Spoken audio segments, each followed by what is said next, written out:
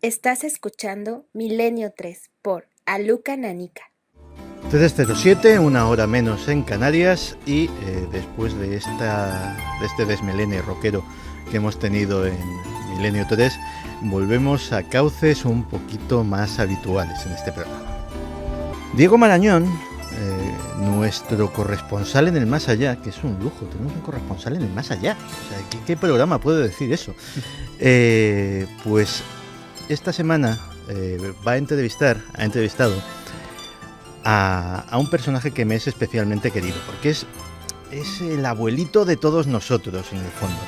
Es el primer extrañólogo, el primer buscador del misterio, el primero que escribió libros sobre los temas que nos apasionan. Y es un personaje que yo creo que a todos los que nos dedicamos a esto está vinculado de alguna forma a nuestra vida.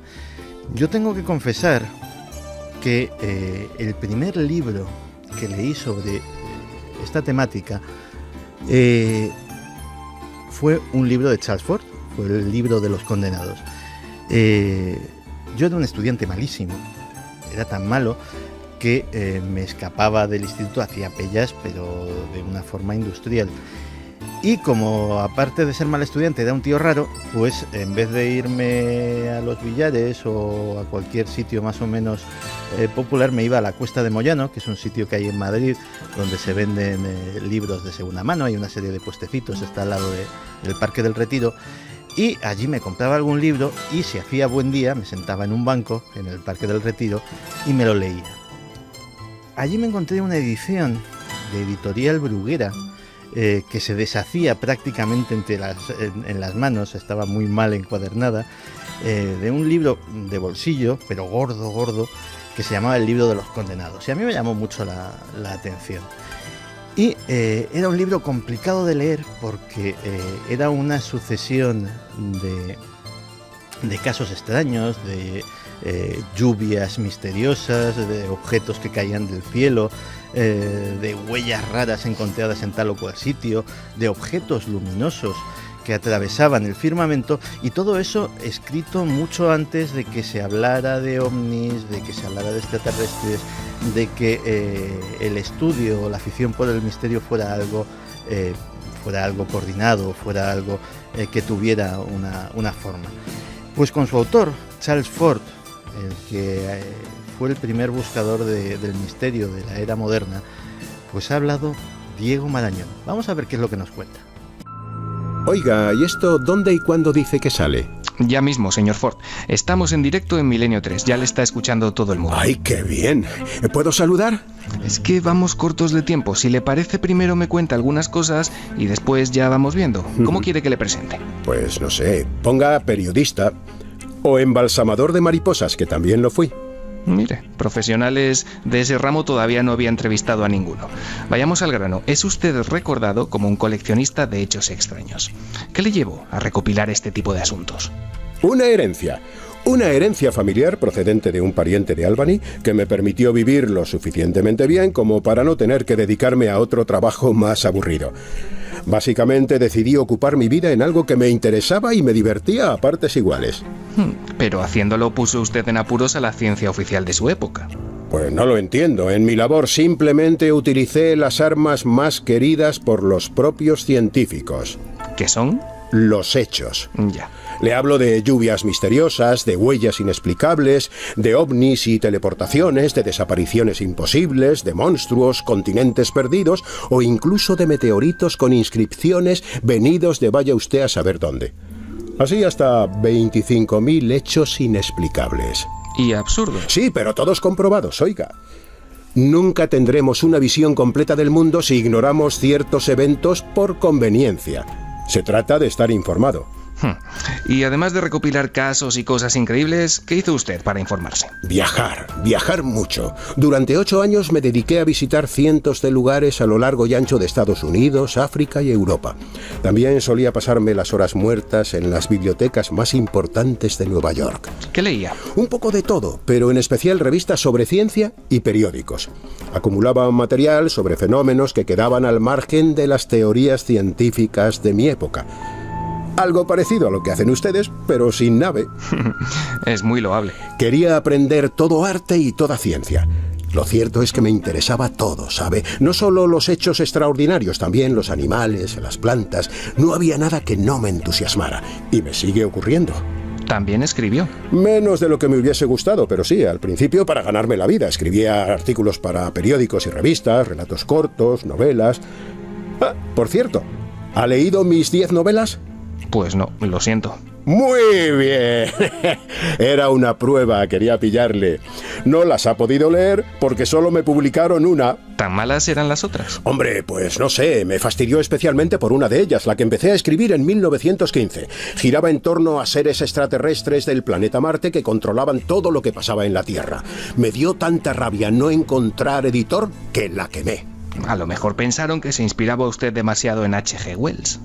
Oiga, ¿ha venido usted aquí para acusarme de plagio? No, de ninguna manera. Además, es usted el autor de una de las obras más míticas de la historia del misterio, el Libro de los Condenados. Diga usted que sí. ¿Sabe que yo fui el primero en plantear que las desapariciones de algunas personas podrían estar relacionadas con las abducciones alienígenas? No, pero aquí queda dicho. Eso. Y no es que me las quiera dar de nada, pero también fui uno de los primeros en defender que los ovnis, no sé si siguen llamando ovnis o se han inventado ustedes otra palabra. No, ovnis. Pues eso, que fui uno de los primeros en plantear que los ovnis eran naves tripuladas por seres de otras galaxias. Yo fui el primer ufólogo como tal, le pese a quien le pese. Porque verá, yo pienso que pertenecemos a algo, que antiguamente nuestro planeta fue una especie de tierra de nadie que otros mundos debieron explorar, colonizar, incluso disputarse entre ellos. Muy interesante, pero yo también tengo algo que contarle que seguro no sabe. Hay una revista con su nombre que lleva publicándose de manera ininterrumpida desde hace más de 40 años. ¿Qué me dice? No, esa es otra. Le hablo de Fortean Times. Ah, ¿y cree que si me suscribo me la harían llegar hasta aquí? Hombre, por probar.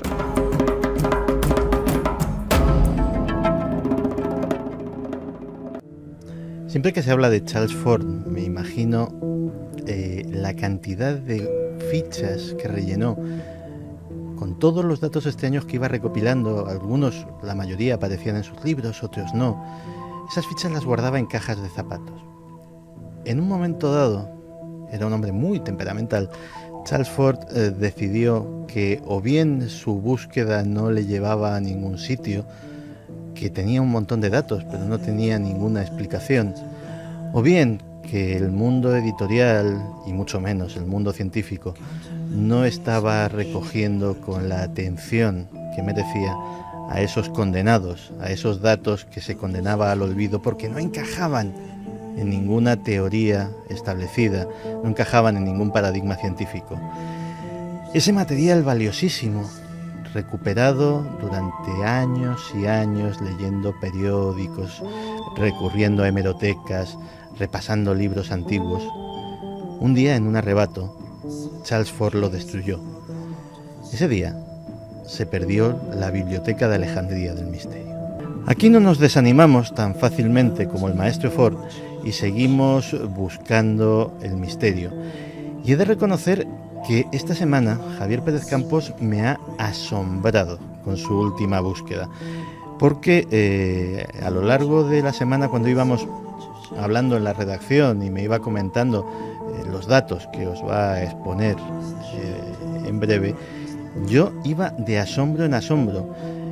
Después de haber leído mucho sobre muchos temas y de creer, ya lo empiezo a poner en duda, que algo de entendido en música era, todo lo que me estaba exponiendo Javi Pérez Campos era para mí un mundo nuevo. Espero que lo sea para vosotros.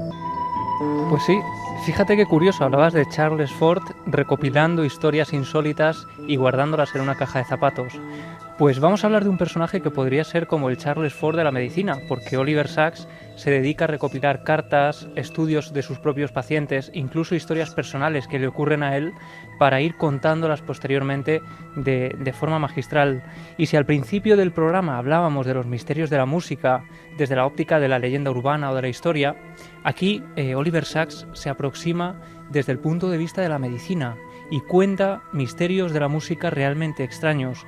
Él habla de personas que sienten auténtico terror ancestral al surgir, por ejemplo, el sonido de una campana, gente que se desmaya con determinadas músicas, y todo esto le ha ayudado a investigar y realizar terapias utilizando música para ayudar a determinadas personas de forma muy vanguardista que ahora están empezando a llevarse en ciertos hospitales.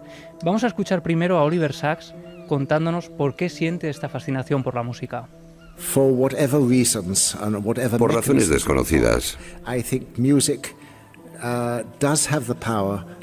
creo que la música tiene el poder de inducir estados cerebrales, pensamientos, estados de ánimo, paisajes, visiones, trascendencia, cosas que no pueden evocarse de ninguna otra forma. Y esto no siempre es placentero para la gente. Y creo que particularmente para la gente que necesita explicaciones o tener control, este poder asombroso de la música puede ser aterrador. Un poder conocido desde hace muchísimo tiempo. Iker muchas veces en estos micrófonos nos ha hablado de esas músicas de las cavernas, de cómo el sonido, la interioridad de los muros pétreos de muchas cuevas hacía que el hombre primitivo empezase a ser un poquito menos primitivo, su inteligencia empezase a despertar, su imaginación, y sobre todo que se viese llevado por emociones que en el fondo Oliver Sacks nos está diciendo, Javier, que el hombre moderno sigue experimentando. Sin duda, y que de hecho, además Oliver Sacks así lo expone con determinados casos, hay una conexión real entre la música y el misterio. Uno de los casos que él recoge y que así atestiguan que esto parece ocurrir es el caso de Tony Cicoria, un cirujano ortopédico, un hombre que en 1994 tenía 42 años, él era muy deportista, era un hombre sano, y de repente, en el otoño de ese año 94, él decide ir con su familia al lago Sleepy Hollow a pasar una tarde allí y se adentra en una especie de carpa donde se agrupan pues sus amigos y su familia. Pasa la tarde y él decide hacer una llamada telefónica a su madre. Estamos en el año 94, no hay teléfonos móviles y lo más cercano es un poste telefónico que está a las afueras de esa carpa. Así que Tony se aleja de la multitud, hace cola para hacer esa llamada telefónica y cuando toca su turno coge el teléfono y marca el número. Durante unos minutos habla con su madre de forma normal, de hecho de forma tan apasionada que por un momento no es capaz de darse cuenta de que en el fondo se está formando una tremenda tormenta que va acercándose a él a pasos agigantados. Y de hecho cuando Tony cuelga el teléfono, termina esa conversación, lo último que recuerda es que del teléfono ha surgido un rayo azul que lo ha impulsado varios metros de ese poste telefónico y por unos instantes pierde la conciencia. Le ha caído un rayo en el poste telefónico y él ha sufrido ese impacto. Unos instantes después, Tony se levanta, se queda desorientado, empieza a mirar a su alrededor, no sabe lo que ha ocurrido. Imagínate su impresión cuando se da cuenta de que él no es el cuerpo físico. Su cuerpo físico está a unos metros de distancia. Es lo que él ha leído anteriormente como desdoblamientos. Así que él se levanta, empieza a andar de forma desorientada, empieza a mirar a su alrededor y ve incluso llega a distinguir a sus amigos y a sus familiares en el pabellón donde los ha dejado. Vamos a escuchar a Tony Cicoria contándonos cómo sigue esta historia. Mientras los miraba pensé, no hay forma de salir de aquí. No pueden verme, no pueden oírme, y estoy muerto. Así que me giré para marcharme, y no sabía dónde iba. Pero empecé a subir las escaleras. Entonces floté por el aire sobre la habitación, y tuve la certeza de que todos estarían bien. Y desde lo alto de esa habitación, Tony Cicoria llega a ver cómo sobre su propio cuerpo se arremolina un grupo de personas. Hay una mujer haciéndole la reanimación cardiopulmonar y él empieza a notar que a su alrededor empieza a flotar una extraña paz, una paz que no había sentido nunca antes. Después es rodeado por una luz de color blanco-azulada y empieza a ser inmerso por esa sensación de túnel que tantas veces se ha descrito. Tony Cicoria, como buen científico, empieza a analizar todo lo que está viendo y nos lo cuenta de esta forma. Lo que mejor recuerdo es que intenté examinar aquello. Pensé, ¿qué es esto? ¿Y a qué cosa que haya experimentado en la Tierra se parece? Y la cosa más parecida con la que podría asemejarse es a estar nadando en un agua muy azul que es penetrada por una luz. Es muy similar a eso.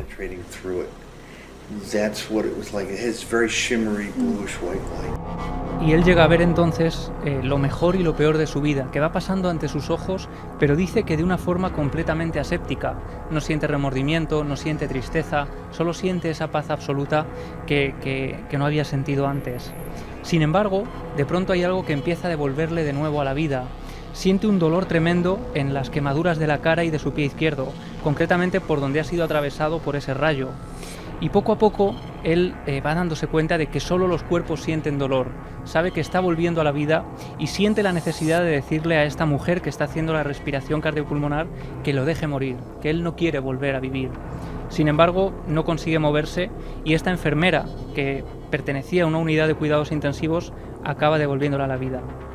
Y todavía desorientado, Cicoria se niega a que llamen a la ambulancia, él asegura que está bien, decide volver a casa y claro, al cabo de unos días empieza a sentirse aletargado, a tener dificultades incluso para recordar algunos nombres que él antes recordaba perfectamente, así que acude al neurólogo y tras varias pruebas le dice que todo está en orden, que no hay de qué preocuparse y que es una cosa normal lo que le está ocurriendo por ese impacto que ha tenido por ese rayo.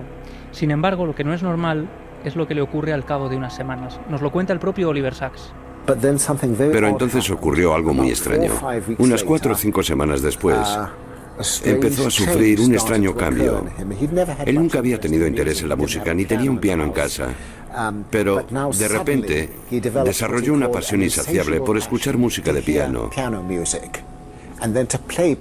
Y después por tocar música de piano.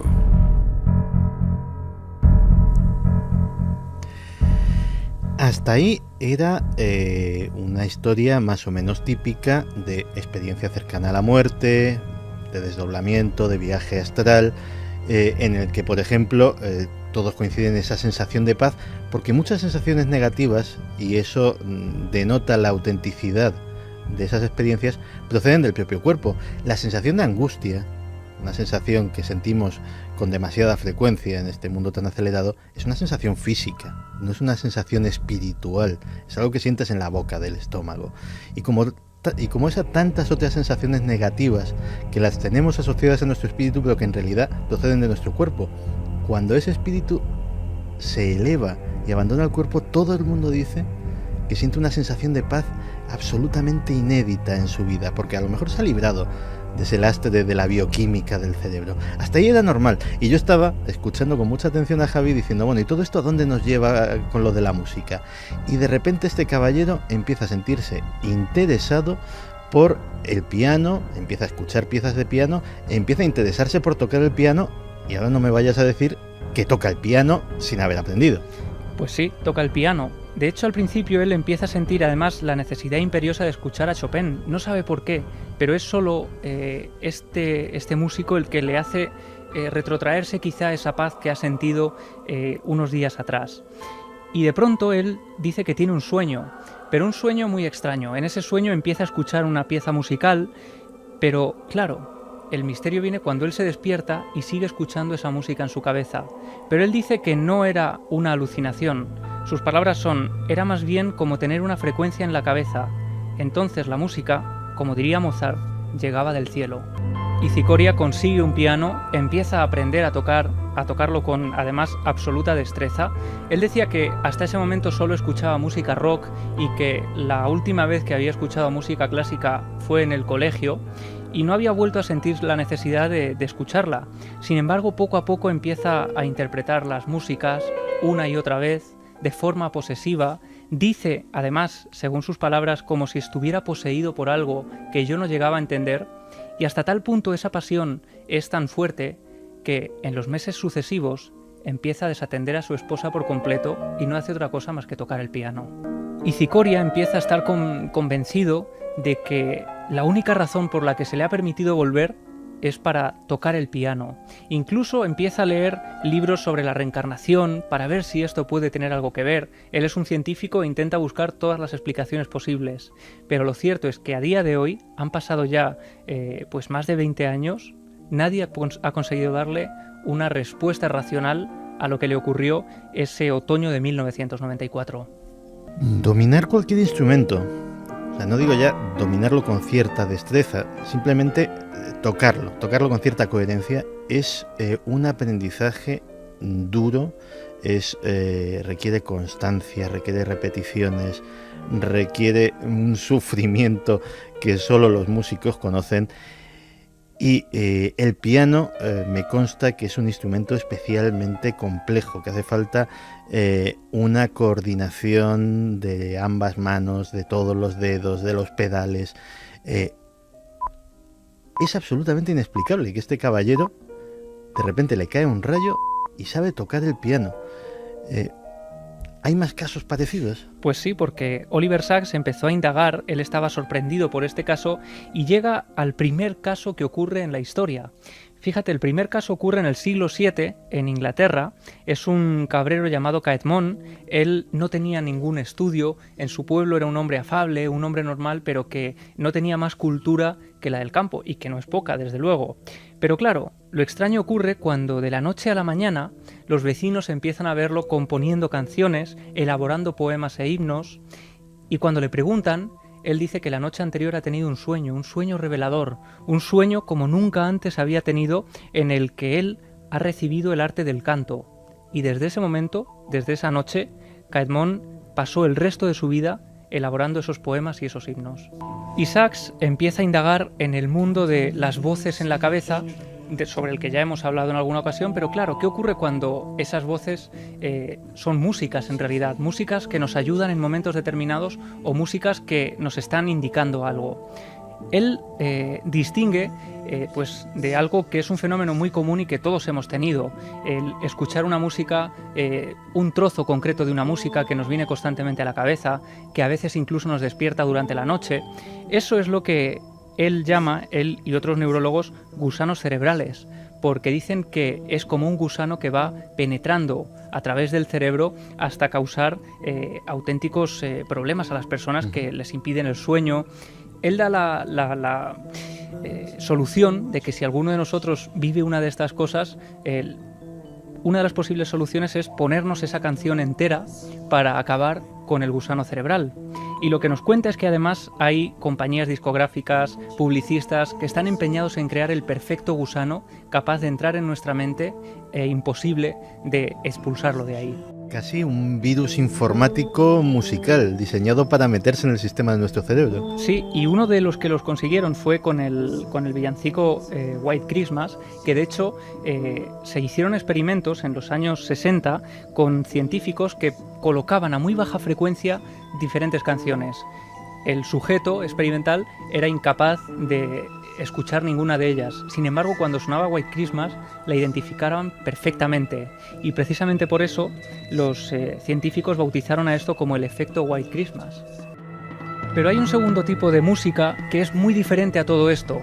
Es una música que los pacientes que Sacks ha atendido describen como algo exógeno, como algo que parece surgir incluso de un tocadiscos. Y de hecho, algunos pacientes han llegado a intentar apagarlo con nulo resultado porque ya estaba apagado.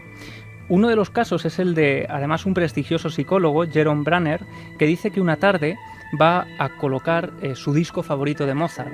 Y él coge el disco, lo pone en el tocadiscos, lo escucha con un gran placer y cuando termina y va a darle la vuelta a la cara, se da cuenta de que ni siquiera había llegado a colocar la aguja sobre el disco. Eso en concreto, cuando me lo contaste, se me cayó la boca hasta la mesa, abrí una boca de incredulidad, porque la experiencia musical, todos recordamos nuestras músicas, todos podemos en cierto sentido oírlas en nuestra mente, pero caramba, o sea, hasta el punto de decir, ahí va, si es que se me ha olvidado darle al play a esto y lo he escuchado. Y no solo eso, sino que hay ocasiones mucho más extrañas en las que esas músicas surgen en nuestra cabeza. Fíjate, hemos hablado mucho del factor tercer hombre, ya se ha empezado a investigar un poco más, hay más casos que van saliendo a la luz, pero dentro de todo esto hay un factor un tanto inexplorado que tiene que ver con las músicas. El propio Oliver Sacks relata su experiencia en el año 74 cuando está escalando una montaña en Noruega y de pronto, a causa de un accidente, él se cae y se rompe el tendón del cuádriceps en la pierna izquierda y se daña los nervios. En ese momento él es incapaz de andar, siente un dolor muy intenso, está completamente solo en la montaña y cree que será incapaz de descender por sí mismo. Sin embargo, con un dolor intenso, va intentando arrastrarse poco a poco, de forma un poco extraña, hasta que empieza a escuchar una música muy rítmica en la cabeza, una música que él describe como una canción de remo o marcha que va estimulándole los músculos y le va ayudando como un ritmo constante a mover los brazos e ir arrastrándose para descender esa montaña. Él dice que sin la sincronización de la música y el movimiento, lo auditivo con lo motor, nunca habría conseguido bajar esa montaña. Y no solo eso, sino que tiempo después, a los 15 días de rehabilitación, él descubre que es incapaz de andar, que no puede hacerlo de ninguna forma. Y una vez más, cuando está trastabillando, cuando las piernas se le cruzan, cuando cree que ha olvidado andar, vuelve a surgir esa música como una marcha repentina que le ayuda a andar, que le hace andar casi de forma inconsciente, como si la música y el movimiento fueran inevitablemente unidos. Y gracias a esa música, él consigue volver a andar. Pero no solo eso, sino que en ese mismo año Sacks empieza a sufrir un grave insomnio a causa de unos sonidos, unas músicas también que le despiertan en mitad de la noche y que no le dejan dormir. Él dice que es una canción llena de melancolía y horror, una canción además en alemán, un idioma que él desconoce por completo, una música que le resulta completamente ajena a cosas que él escucha de forma habitual. Así que, cansado de que esta música le venga constantemente a la cabeza todas las noches, una y otra vez, decide llamar a su amigo, a un compañero llamado Orland Fox, que es un médico, para pedirle ayuda. Así que Sacks acude a su consulta y le cuenta todo esto que le está ocurriendo. Fox le dice que si es capaz de interpretar o de tatarear la música que él escucha. Así que Sacks lo hace durante unos minutos, intentando recordar algunos trozos de esas canciones. Y entonces Fox se queda muy serio, se queda pasmado, se queda asombrado y le pregunta: ¿has abandonado a alguno de tus pacientes recientemente? Entonces Sacks le responde que sí, que acaba de dejar la unidad de niños del hospital en el que él estaba trabajando. Imagínate la cara de Fox cuando le responde que su mente está interpretando los Kindertotenlieder de Mahler y le dice: esas canciones son canciones de duelo por los niños muertos. Así que cuando el Dr. Fox interpreta ese sueño, el Dr. Oliver Sacks dice que deja de escuchar esas músicas en su cabeza y que puede volver a dormir con total normalidad. Y finalmente Sacks, en este estudio que él denomina musicofilia, habla de otras cosas como, por ejemplo, sonidos o músicas que producen auténtico pavor a quienes las escuchan. Él cuenta el caso de un paciente de 62 años que cada vez que dan las 8:59 de la tarde pierde la conciencia. Él no sabía por qué, pero esto empieza a ocurrirle de nuevo cuando va por la calle y suenan las campanas del pueblo. Entonces, totalmente asustado, de forma inevitable, cada vez que empieza a escuchar campanas, tiene que echar a correr y meterse en el interior de un portal tapándose los oídos. Después se dio cuenta de que la razón por la que se desmayaba todas las noches a las 8:59 era porque en la radio siempre emitían el sonido de las campanas con que la BBC daba las 9. Y lo cierto es que actualmente se está intentando saber por qué ciertas músicas producen ataques epilépticos. Son personas muy contadas, pero en ocasiones les causan auténticos trastornos en su vida. Uno de los primeros casos registrados es el de Nikonov, un crítico musical que en el siglo XIX, mientras estaba en un concierto, en una representación de una ópera titulada El Profeta, sufre un ataque epiléptico que le deja totalmente desmayado en medio de la sala. Pero todo esto va ocurriéndole cada vez de forma más cotidiana, le provoca a la música convulsiones, hasta el punto de que es incapaz de escuchar música y tiene que dejar su profesión, sintiendo un auténtico horror a la música, y de hecho él llega a publicarlo en un panfleto titulado Sobre el miedo a la música. Así que por esto, precisamente, por todos estos casos que Oliver Sacks recoge de viva voz y también de las personas que van escuchándole, pues el Dr. Sacks ha colaborado y experimentado en terapias que utilizan músicas para ayudar, por ejemplo, a personas con Parkinson, a personas con Alzheimer o a personas que sufren otro tipo de demencias. Pues un repaso absolutamente impresionante.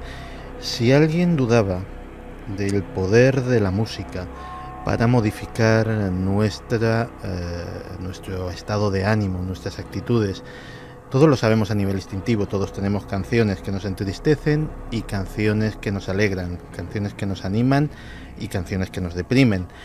Pero lo que Oliver Sacks, lo que nos ha mostrado Javier Pérez Campos a través de la obra de Oliver Sacks, demuestra es que esa influencia de los sonidos está todavía por estudiar y es una realidad para explorar que puede traernos muchísimas sorpresas.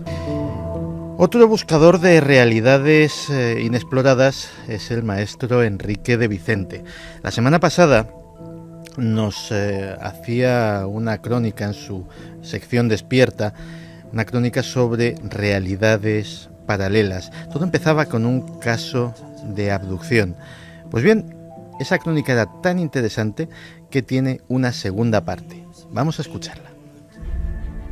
Anteriormente hablamos de un caso de abducción expuesto en Cuarto Milenio y extrañamente relacionado con las apariciones de Fátima.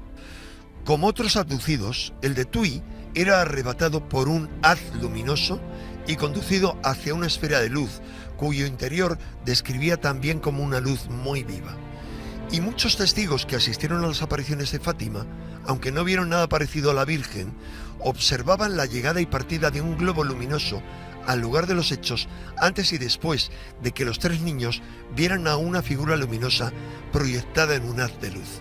Tanto estas como multitud de experiencias anómalas, desde las apariciones de seres celestiales en todas las épocas hasta los encuentros con ovnis, pasando por las experiencias cercanas a la muerte y por las vivencias de místicos y chamanes, tienen en común una constante: la presencia de la luz como símbolo universal de la incursión de otros mundos en nuestra realidad cotidiana.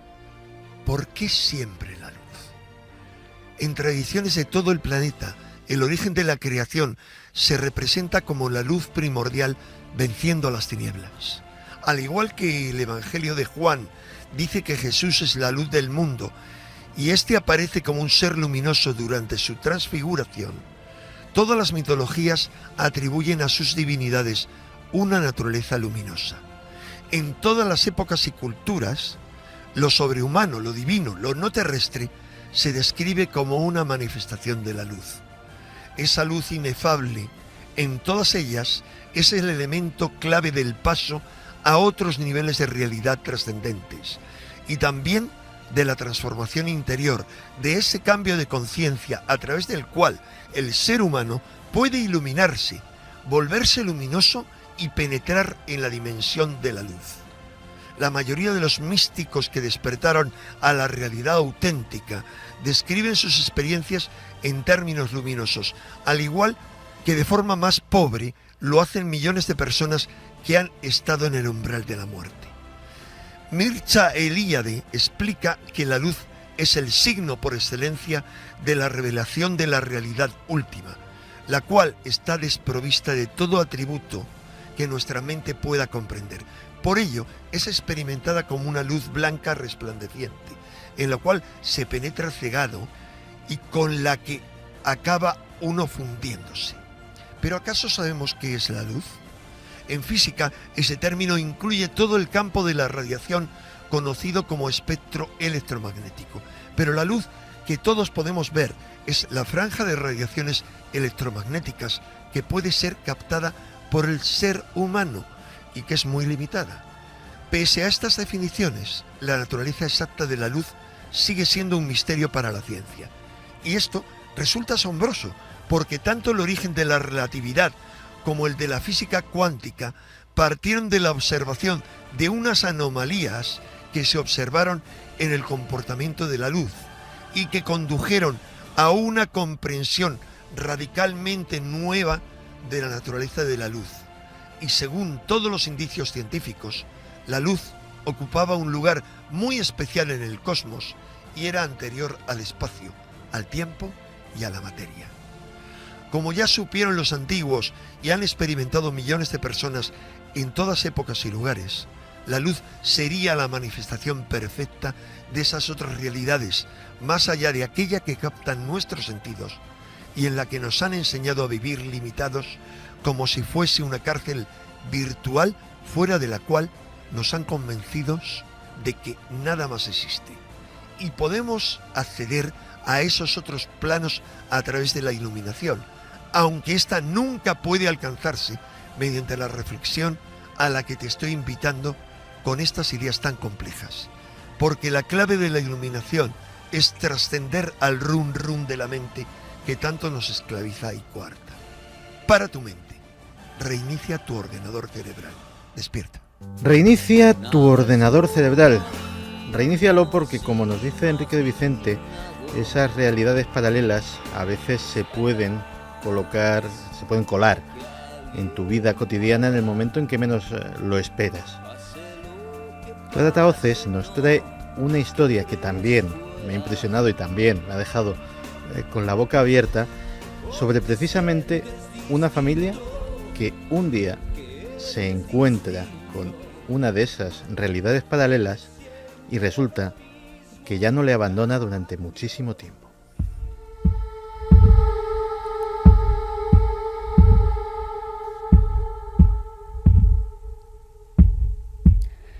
Sí, Santi, porque nos vamos a situar en el año 1988.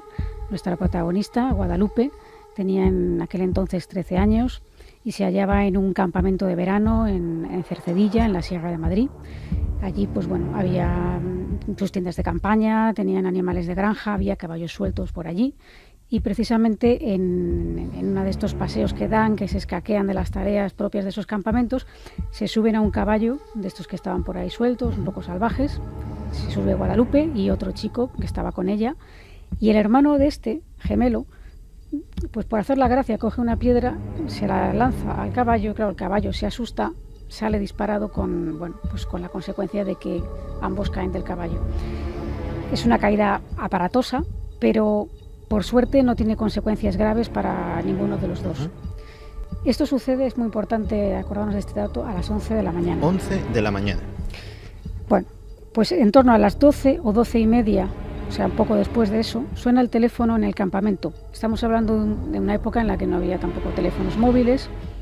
Y entonces solamente había ese teléfono en las cocinas, que era donde estaba el único teléfono que había, y que lo cogieron en ese instante porque ya estaban empezando a preparar la comida. Llamaban de parte de la madre de Guadalupe, interesándose por su estado de salud, pues se había enterado de que se había caído de un caballo. Y bueno, pues a esas alturas en el campamento ya se habían dado cuenta de que se habían escapado, de que se habían caído de un caballo, que no había ocurrido nada en principio. Y de hecho, quien fue a reprenderles fue un monitor que no era el monitor habitual que ellos tenían, porque el monitor que tenían, que se llamaba José Luis, había sido trasladado a Madrid días antes con fiebre, precisamente porque le había picado un bicho. Es decir, no estaba ni siquiera físicamente en el campamento. Una picadura que se había complicado. Pues en el campamento le informan de que la niña está bien y que, que la caída no ha tenido consecuencias. Y aquí queda un poco la historia. Y dices, bueno, vale. Pero la sorpresa salta después, cuando Guadalupe regresa a Madrid, cuando termina el campamento, y habla con su madre y se entera de la otra parte de la historia. La otra parte que había vivido su madre y su hermano. Cuando vuelvo a Madrid, resulta que a mi madre ese mismo día la llamaron a las 7 de la mañana. El mismo día que yo me había caído, antes de producirse la caída, la habían llamado a mi madre y le dijeron que era José Luis, que era el monitor que estaba con fiebre y que entonces no se encontraba en el campamento, y que la llamaba para advertirla de que me había caído de un caballo y demás. Y se cortó la llamada. Si nos hemos fijado bien, esto sucede a las 7 de la mañana. Pero no se había caído del caballo a las 11. Exacto, es que Guadalupe todavía ni siquiera se había levantado.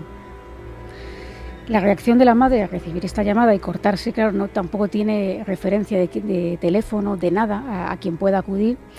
Se pone muy nerviosa y trata de averiguar qué ha ocurrido, pero claro, lo cierto es que su hija aún no se había caído. Ella no lo sabía. Veamos un poco cómo reacciona su madre. Se puso a gritar a las 7 de la mañana, ¡ay, que la niña se ha caído, que la niña se ha caído, que la niña se ha caído! Entonces, claro, mi hermano dice, se levanta asustado, intenta tranquilizarla y dice, bueno, baja a ver a donde las monjas, que la asociación estaba coordinada por un grupo de una parroquia y unas monjas, dice, baja a hablar con ellas y pregúntalas si saben algo. Y entonces, claro, mi madre baja, habla con ellas y dice, la ven muy nerviosa y dice, bueno, dame el teléfono de tu trabajo, cuando podamos localizar a alguien del campamento, preguntamos y en cuanto sepamos algo, nosotros te llamamos, pero vamos, no creo que haya sido algo grave cuando no nos han avisado nosotras en ningún momento de que haya pasado ningún accidente. Es precisamente cuando cruzan los datos cuando son conscientes de que algo muy extraño ha ocurrido aquella mañana. Y por una parte, la caída aún no había tenido lugar, pero por otra, alguien que se identificó con el nombre del monitor que no estaba en el campamento. El que estaba de baja en Madrid. Con fiebre, en la cama. Es el que le informa de este suceso que aún no ha tenido lugar. Y por supuesto este caballero no sabe nada del asunto. Por supuesto él no ha sido, claro, y tampoco saben nada porque nadie en el campamento ha llamado a las monjas ni a nadie, es decir, que ellos, bueno, es que además, ¿cómo van a llamar si no se había producido? No ha pasado, efectivamente. Claro. Pero bueno, este suceso que es bastante extraño, la verdad, y que para el cual Guadalupe nunca ha tenido una explicación, no es el único que le sucede con el tema de los teléfonos. Parece como si el fenómeno, sea lo que fuera, tuviera como una intención de repetirse años después. Para esta ocasión nos tenemos que situar en el año 1999, en el mes de octubre. Ya Guadalupe tiene 24 años. Se encuentra en la misma casa, con el mismo teléfono. El mismo aparato. El mismo aparato donde han llamado a su madre años antes. Y en ese momento están en la casa Guadalupe, su hermana Isabel y una amiga de ambas. Los padres de Guadalupe estaban separados. Ella y su hermana vivían con su madre y tenían menos trato con su padre. Este enferma de cáncer y estuvo ingresado en el hospital 12 de octubre en Madrid. En un momento determinado lo mandan a casa de su hermana, es decir, de la tía de Guadalupe, porque no se podía hacer nada por él, más que esperar un trágico desenlace. Pues bien, la misma tarde que había muerto el padre, ya había fallecido, o la tarde posterior, es decir, un día después, esto no lo recuerda ella muy bien por el paso del tiempo y por el shock que le causa, se produce una extraña llamada en la casa. Estaban presentes, como digo, Guadalupe, su hermana y una amiga. Inicialmente quien coge el teléfono es Guadalupe, pero el hombre que llama, la persona que se pone al otro lado del aparato, pregunta por Isabel, es decir, sabe perfectamente el nombre de la persona a la que está llamando. Ella le pasa el teléfono y bueno, en aquellos tiempos no tenían identificador de llamada, no podían luego comprobar quién había llamado ni nada de esto. Y el comunicante dice ser su padre. Su padre había fallecido. Repetía que estaba ingresado en el hospital y que por favor viniera a verle porque estaba muy grave. La hermana se echa a llorar. Entonces mi madre, dentro de los nervios, se va a trabajar y cuando las monjas localizan a una persona del campamento fue a las 12 y pico de la mañana, que fue cuando hablaron conmigo y con el monitor responsable en ese momento del campamento. Y claro... No, esto pasó antes. Es el corte siguiente. Me pasó el teléfono y claro, yo al preguntar siempre decía lo mismo. Isa, ven a verme que soy tu padre, que estoy muy malito. Y era una voz de hombre, como sollozando. Pero yo no aseguro que fuera la voz de mi padre. No termino de asociarlo, pero sí que era la voz de un hombre ya de avanzada edad, pues pidiendo que por favor fuera al hospital. Lo que pasa es que coincidió que mi padre había muerto ese mismo día o el día anterior, que también nos quedamos, al final terminé colgando, porque claro, a mí me dio un escalofrío, mi hermana estaba llorando, mi amiga no paraba de preguntar qué pasa, y nos mirábamos mi hermana y yo como diciendo, esto no hay peor momento para recibir una llamada así que ese. Pues desde luego que no hay peor momento. Sí, y nunca supieron quién llamaba. Aquel hombre, lo que sí comentaba Guadalupe es que hablaba de manera agónica, que su discurso era repetitivo, era una obsesión porque Isabel fuera a verle al hospital, porque se hallaba muy malo, y Guadalupe define la voz como que le daba mucha pena, porque manifestaba verdaderamente como muy grave la situación. En fin, si se hubiera tratado de una confusión, que es lo que ella inicialmente pensó, claro, es una confusión muy rara porque sabe el nombre de su hermana. Al final no lograron saber quién hizo esa llamada, y lo que terminaron es colgando el teléfono muy asustadas, y nunca más, afortunadamente, se les repitió nada extraño con los teléfonos. ¿Siguen conservando ese aparato? Pues no lo sé. Esto es un detalle que no tuve el... Pues esperemos que no les vuelva. Yo imagino que no, que tendrán ahora estos modernos. Algo un poquito más moderno. Sí. Que a lo mejor estos aparatos modernos no tienen la magia que tenían esos aparatos analógicos, quién sabe. En cualquier caso, esperemos que no vuelva a tener una llamada tan dramática como la última que nos has comentado. Pues así como quien no quiere la cosa, hemos llegado al final de la singladura de esta noche de la nave del misterio. Fermín Agustí, cuéntanos unas últimas impresiones de nuestros oyentes. Gemma Clemente nos dice: completamente de acuerdo, la música habla por mí cuando no me salen las palabras y no sería capaz de vivir sin ella. Rudiger dice: eso de no poder dormir o hacer algo hasta escuchar la canción en la que estás pensando me ha pasado bastantes veces. Psicomún: hubo hace tiempo una música clásica que me venía más de una vez en sueños y no recuerdo haberla oído antes. José Luis Roger dice: imagino que podía tener conciencia en dónde están las notas, memoria musical, pero lo que me parece imposible es que adquiriera el mecanismo físico de los músculos en momentos, porque significaría una mutación del cuerpo instantánea. Todo lo demás que pueda ser cognitivo puede ser. Rubén Vidal dice: todos queremos que nos caiga un rayo y de repente saber hacer algo, pero lo que realmente da satisfacción es habértelo currado tú. Enteos dice: 10.000 días de vida son curiosos y aproximadamente 27 años. Dicen que es un momento de plenitud en nuestro ser. Noemí Suárez dice: de acuerdo con Santi, yo empecé con la guitarra, luego el bajo e hice 2 años de piano. Lo tuve que dejar porque me fue imposible. A Rebuscando dice él: de la misma forma que nos acordamos de un amigo y horas después nos llama, la música es un recuerdo que podemos predecir. Pues ante todo, daros las gracias, muchísimas gracias por estar ahí una noche más. Perdón por la extravagancia de programa que he perpetrado esta noche, no es un programa habitual de Milenio 3, y muchísimas gracias sobre todo al maravilloso equipo que me rodea y que me ha llevado en volandas por estas 2 horas y media de radio. Nada más, recordaros que mañana tenemos Cuarto Milenio, donde tendremos una multitud de temas y alguno que os va a interesar mucho. Por ejemplo, anda que no hemos hablado de esas imágenes extrañas, de esos ovnis que aparecen circundando la Estación Espacial Internacional. Pues mañana podréis veros. Y nada más, la semana que viene Milenio 3 despegará la nave del misterio, esta vez sí, con su capitán habitual.